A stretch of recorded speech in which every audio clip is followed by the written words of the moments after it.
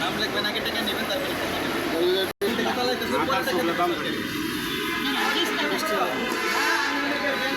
1 KG মাংস, 1 KG দুধ, 1 হালি ডিম, লেচু মূল্যে এখানে দেয় খাবার।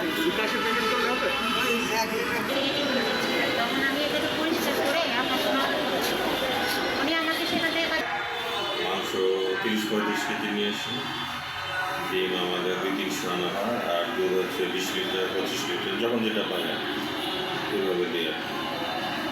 আসলে খাবারের তো মাংসের দাম বেশি, 800 টাকা করে কেজি, আর আমাদের বিক্রি করতে হবে 650 টাকা করে টাকা। আর আমাদের কিছু ভর্তি থেকে দেবে বলছে, আর আমরা আপাতত নিজের থেকে চালাচ্ছি, ভর্তি থেকে দিলে আমরা সমন্বয় করবো। আর বেশি বিক্রি করতে পারলে ভালো হইতো, কিন্তু আসলে এটা প্রি প্ল্যান হলে আরও সুন্দর করা যেত। আর যদি কোনো খামারি নিজে স্বপ্রণোদিত হয়ে করতো, আমরা সাহায্য করতে পারি, এটা করতে পারি না। এটা আসলে সামনে যখন আবার আসবে, মানে ভর্তির ব্যাপারটা তো আসলে আগের থেকে না, ডিসাইডেড না, হঠাৎ করে যদি হয় তাহলে করাটা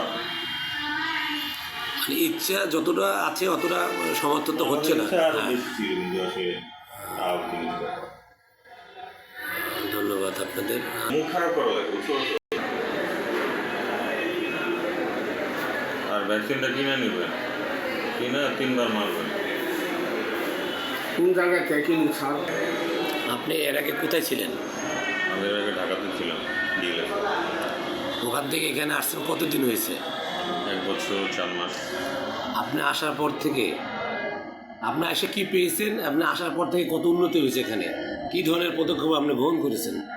এখানে আসার পর আমি চেষ্টা করছি মানুষকে ভালোভাবে সেবা দেওয়ার জন্য। সেই জন্য আমাদের ভ্যাকসিন মানুষজন চাইছে, ভ্যাকসিনগুলো অ্যাভেলেবল করার চেষ্টা করছি। প্লাস আমাদের বিভিন্ন প্রজেক্টের মাধ্যমে যে ট্রেনিংগুলো দেওয়া, সেগুলো সুষ্ঠুভাবে দেওয়ার চেষ্টা করেছি। প্লাস আমাদের যেই ইয়াগুলো দেয়, আপনার বিভিন্ন সেবাভোগীদেরকে বিভিন্ন প্রকল্পের মাধ্যমে যে অ্যাসেটগুলো দেওয়া হয়েছে, সেই সুষ্ঠুভাবে বন্টন করার চেষ্টা করেছি। এবং আমাদের কিছু ক্রিমের ওষুধ, ভ্যাকসিন, ফিডস, এগুলো আমরা আমাদের সুফলভোগীদেরকে দিয়েছি। এর পাশাপাশি যাতে মানুষ সেবা পায় সুন্দরভাবে, সেটা আমরা চেষ্টা করছি। আমাদের আগে শুক্র শনিবারও আমরা দেখা গেলো যে বন্ধ রাখতাম, এখন আমরা চেষ্টা করি এই শুক্র শনিবারও কিছু সেবা দেওয়ার জন্য, যদিও অনেক সময় সম্ভব হয় না, কারণ আমাদের লোকজন এই অফিসে থাকে না, ড্রাইভার থাকে, ড্রাইভার তার চিকিৎসা দিতে পারে। তারপর আমরা চেষ্টা করি আর কি মানুষজনকে, যারা আমাদের সেবা রেগুলার নেয়, তাদেরকে একটু স্পেশাল সেবা দেওয়ার জন্য এই শুক্র শনিবারে যাতে আমরা একটু কন্টিনিউ করতে পারি, এটা একটা।